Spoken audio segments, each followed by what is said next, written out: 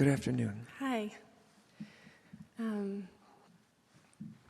I talked to you when I was in Boulder last spring. Yeah.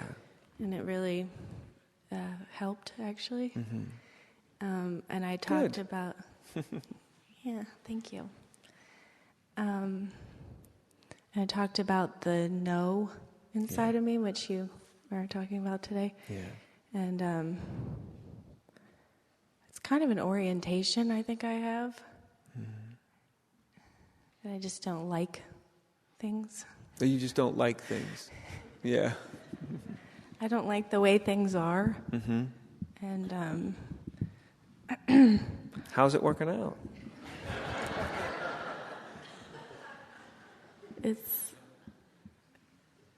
it just doesn't work out. Yeah. Ever.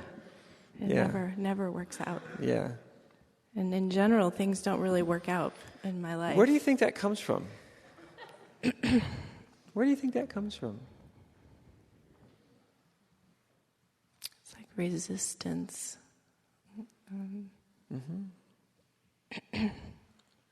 Where does that resistance come from? It's like everything's coming in, and I just don't want it.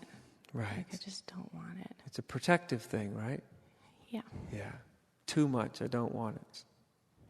Yeah. Yeah. And probably worked for you for a while. For a while. a long time ago, maybe. Yes, that's what I mean. A long time ago. Probably worked for you for a while. Helped you get by, helped you cope. Right? That's how these games get put in place. It's like a temporary coping. This is the best I can do at the moment. So I'll come up with this coping, not that you think it all that happens automatically, but if we put it into words, it was like I have this coping strategy. It'll help me get through right now what I need to get through. But then the coping strategy becomes your orientation for the rest of your life, very easily. Do you know? So the first thing I think is to acknowledge that the coping mechanism may have helped you to some extent at some point in your life, just to get through. Cope with something. And that's how it got put in place. So when you want to let go of it, it becomes difficult because part of you remembers like that, hey, this worked to some extent. It's not working anymore. But first, just to acknowledge that it had its usefulness when it arose. It just had its usefulness.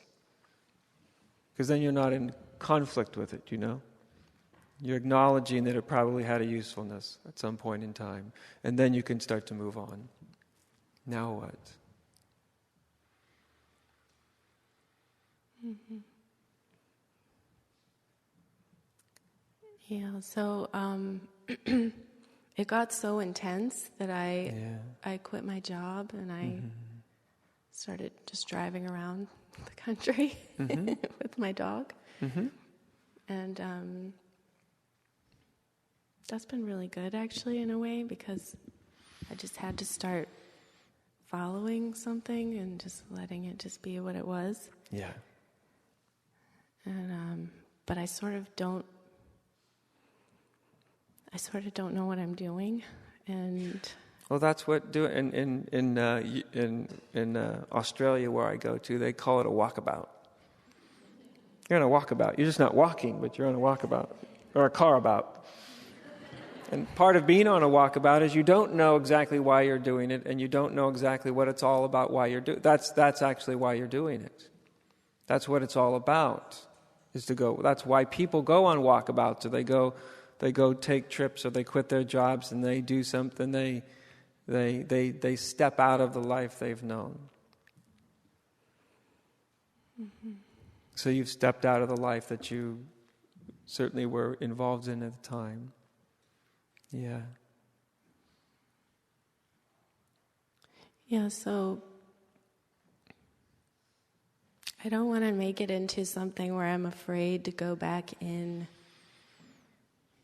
because if I go back in, I have to face all the things that I have the big no to. Mm-hmm. What inspires you? What do you have a yes for?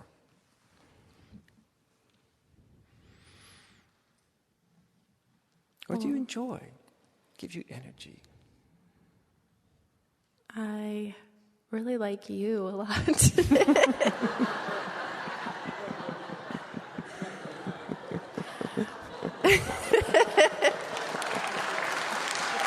Well, that's awful nice of you.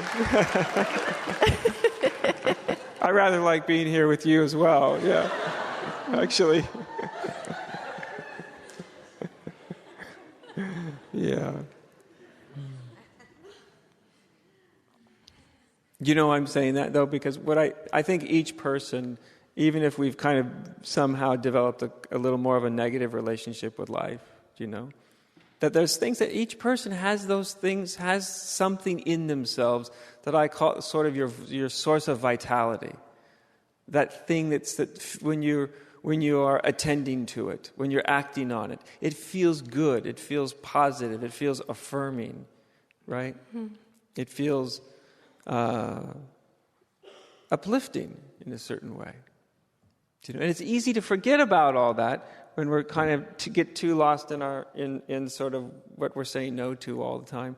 Sometimes some amount of no is very important. Sometimes the no is also saying, the way I'm going about this isn't working. The way I'm going about living my life, this isn't working. This isn't vital. This doesn't create a vitality. This isn't life-affirming. There's something that I'm missing. That kind of no, I call it a kind of divine discontent. It's very underrated in life or spirituality. Most people want to cover over discontent as quickly as they can. I kind of think the opposite. Often your discontent is one of the most powerful transformational forces you have going in you. Because it's the discontent that says, no, I'm going to be not contented with anything but a fully authentic life. And that certainly throws things up in the air, does it? It doesn't immediately make everything clear. And you can just get stuck in the discontent part, right? And then it becomes sort of a cynical thing if you get stuck in the discontent. But if you see the discontent as also having its very positive quality, it doesn't allow you to settle. But the discontent is looking for the vitality source inside of you. What does inspire you? Okay. What you do like. Do you know what I mean? Yes. Which often throws all of us into the unknown over and over and over. Mm-hmm. Yeah. It's important it's just as important to know what's not working as to know what is working.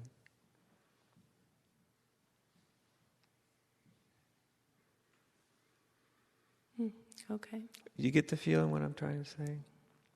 I'm trying to just put the suggestion in for you that, see, this is what I have found. In every single, and I'm not saying this is an illusion, but difficulty, you could say illusion, however you want to put it, but in every single difficulty, in every single illusion, there is the seed of something true. Even in a very diluted state that we might find ourselves in, there's almost always some seed of truth that when you find it, when you begin to open it up, it allows the delusive quality to fall away and you've got the truth. Discontent is the same thing. When there's sort of a no, there's something in the no, something in that's very, very true for you. When you find what's very, very true for you in that no, you'll find something that's a great source of vitality and meaning for you personally.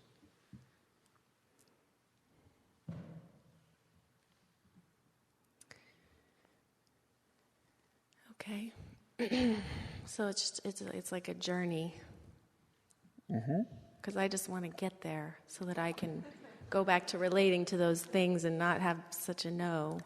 Right. But every second is a journey. Every second is a journey. right up till death, and that's a journey too. Arriving is one of the great myths of life. Nobody arrives, ever. So the effort to arrive is what keeps us constantly frustrated. I'm not there yet. I'm not there yet. I haven't arrived, whether it's I haven't arrived in the right career, or I haven't arrived at enlightenment, I haven't arrived. And what almost nobody tells us is nobody arrives. I remember when I was in my late 20s and I was having a conversation with my mom, and she turned 55 at the time. Now she's in her 70s. And we just sort of had this little short talk about life. And she said, it's really strange. She says, when I was 17, 18 years old, she said, when I thought that by the time I got my age, I'd have it all figured out. And she said, honestly, I don't have anything more figured out than when I was 18 years old. And she says, but the difference is now I'm totally comfortable with it. At 18, I was really uncomfortable with it, because I thought I was supposed to get to this place. And now I know there's not a place to get to. It's a journey. It's a one infinitely unfolding journey. I think if we have any goal, it's not the goal of arriving somewhere, it's the goal of staying in touch with what's vital and important for you. And even that can change. Even that can change. So I'll just hand a little bit of my mother's wisdom off to you, and thank you. Do with it what you will. I don't know if it'll resonate for you at all, but Yeah. Thank you so You're much. very welcome. Enjoy your time. Thank you. Yeah. I had a little journey of my own in my 20s. It ended up being a complete unmitigated disaster. And it was the best thing that ever happened to me. Anybody else ever have those kind of things? Complete disasters you wouldn't wish on your worst enemy. Yours won't be, by the way. Mine was. I don't mean to scare you. But then it ends up to be the best thing that ever happened to you in your life. You wouldn't go back on it for anything. Was your hand up, my friend? Come on up. Yeah. So one of those funny things in life, too, that one of those things we're not told is that it's very likely that you will grow and change and find much more transformations in your humiliating defeats than in your wonderful victories. We're not told that, though, so we're always chasing the great victories, and we're not really realizing that usually it's the difficult stuff that changes us. It's the difficult stuff that provides our breakthroughs. But having said that, don't go around chasing difficult stuff. It'll find you at just the right time. Yes, my friend. Well, Adya, I'm a little confused. When I sit here and I go over the hill every day and I listen to you all the time, sometimes up to an hour and a half a day. And maybe if you listened less, you wouldn't be as confused. Well, what I'm confused about is the Yes. following. I heard you talk about there is no doing, and no doing. Here, there's no doing. Yeah. There's nothing to do, nothing to arrive, as you just said. Yes. And just sitting here earlier, listening to you, I can feel the quiet. I can feel it expand, and when I sit in meditation, I feel the same thing. Mm-hmm. When I go to yoga, I feel the same thing. Yeah. So it feels like even when I'm coming over here. So these are all things that I'm doing. Yeah. I'm coming over here. I'm meditating. Right. Yeah. So then I feel this quiet and peace. Yeah. And then the moment when I stop, it's just like it's all gone. So like when I stop doing things, it seems to. I see. Seems to disappear. Yeah. So the confusion is when I'm doing things, I seem to connect, and when I'm not doing things, it just goes away. What does not doing things look like? Not listening to the tape, or not meditating, or not... In other words, doing something different. Yes. Okay, I get it.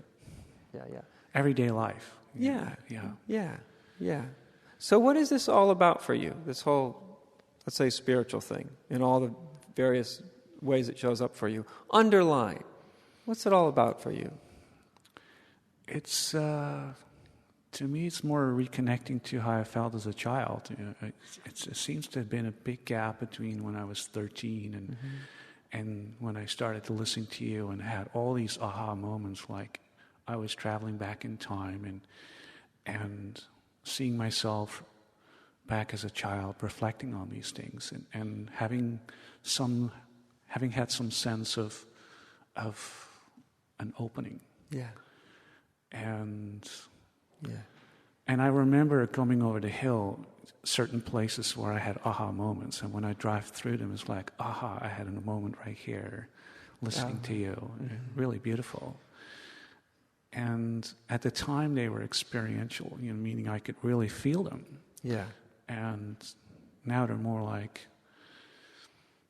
at the level of understanding, but not really experiential anymore. So... okay, so what would you like to ask me? Well, how can I... What I'd like to ask you is, how can it stay open without just meditating? It feels like... Meditate as long as you need to, then meditate. See, when I talk about non-doing, it doesn't have to do with physical doing or not doing, meditating or not meditating. It has to do with an attitude, primarily. An attitude. Non-doing isn't a physical thing, it's an attitudinal thing. So, as I say many times, I think vast majority of people, vast majority meaning 98 and maybe 99%, are very well served by spending some time in quiet every day. I think it's a wonderful thing, a wonderful, dare I say the word, practice? It's a wonderful practice. I did it myself. I meditated my legs off for a long time. Right? So to me, when I use these phrases, non-doing, allow everything to be as it is, I often say that this is the number one. It's a sort of a ground. It's an attitude, and it's the ground from which real action can move, from which things become clear. It's not an end in and of itself. But the reason that I asked you the question that I did is because why am I doing this? What is my spiritual life about? To keep that vividly present with you is extremely important. Extremely important, because for all of us, no matter what kind of teaching we engage in, doing, non-doing, whatever it is, that thrust, that way that life, consciousness, is seeking its own full awareness of itself through us, that thrust is going to be there until it's satisfied. Has nothing to do with you or me as personalities going, did I get what I wanted or not? That will be there. And so we have to be honest about it. It's very useful for us to be vividly in touch with it. It has to be something that belongs to us, that we're not, as I say, we didn't just grab on to the sales plan for enlightenment that somebody pitched to us. That's something that's really in your own being, that's yours, that you didn't get from somebody else. And that will seek its own resolution, and it will keep doing that until it finds its resolution. And do the things that help it find its way. It's, one can say, oh, well, one doesn't need to do this or one doesn't need to do that. And, often this is said by people who did a hell of a lot. And then realized I didn't need to do anything because the truth was here all along. Yes, but what one forgets is, well, what if you never did anything but sit on the couch drinking beer all day? Would you have got to the same place? Who knows? But for me, I kind of doubt it. Do you know what I mean? So I think really being honest about that impulse is really the most important thing. As I say, my teaching is really meant to serve that impulse. That's why I often ask people what that impulse is. Because then I want the teaching to serve the impulse rather than people to serve the teaching. Right? It should serve the impulse, and that impulse has to really be with you. And be damned what anybody else says. No matter how high authority they are. That impulse reigns supreme. That's the thing you got to be real to and true to, above and beyond everything and everybody else. Whatever serves that. Very helpful. And I think each of us knows, almost intuitively, what serves that. And you just do it. And when it stops serving it, you'll know. It's obvious, isn't it? All of a sudden, something will just fall away, and okay, it's no longer serving. Do you know? Thank you. You're welcome, my friend. Yeah. And I will just end on this little reminder, because you've probably heard me say it before, but when one gets those moments of clarity, sometimes they're very big and sometimes they're very small. By the way, what I've seen as a teacher, the bigness of them is no indication of how transformative they will ultimately be. Sometimes the smallest little blip, I'll be darn, give that person a year or two, and that I'll be darn little blip of insight has become completely transformative. Somebody else can have something that blows their mind into a million pieces, and they're just lost in it for a week or a month or 2 months. 2 years later, it's as if nothing ever happened. So the bigness of experience is never an indication of how deep or significant it is in the end. And so whatever we've realized, seemingly great or small, simply ask yourself from time to time, how is that knowing arising now? How does it feel today? Without a reference to, I want it to be like it was last week when I had a great insight, or I want it to be when I was 13 or 16 or 24 or 50, with no reference to wanting to repeat the experiential quality.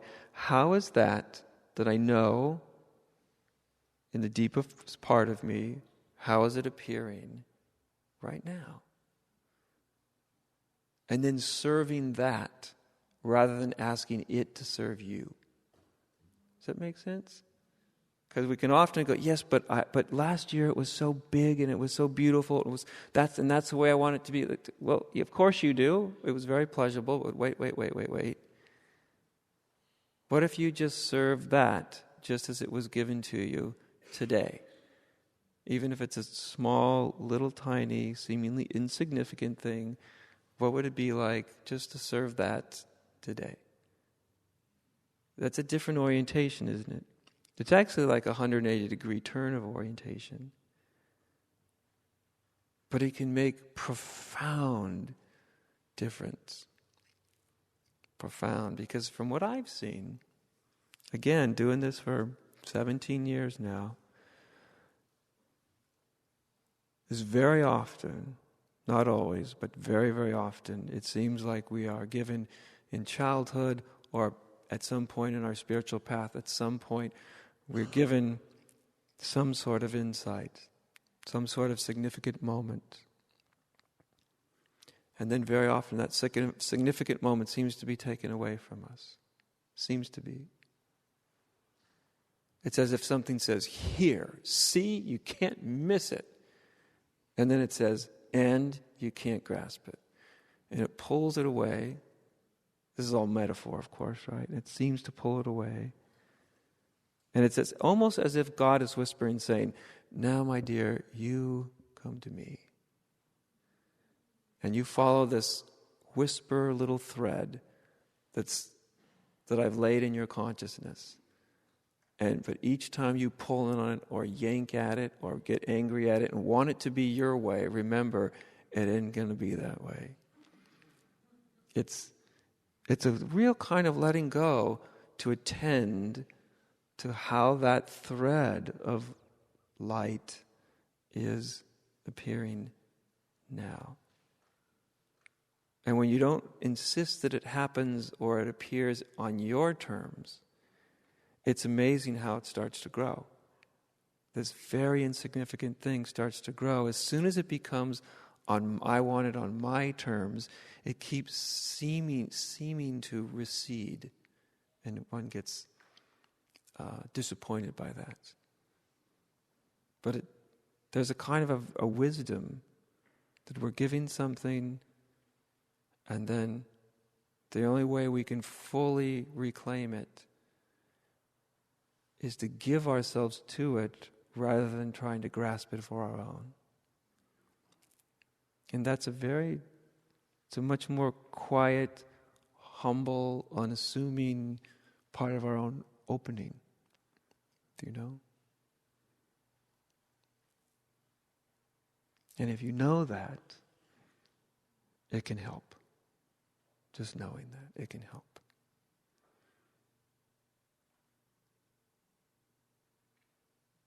Delightful to be with all of you. Thank you for braving the rain.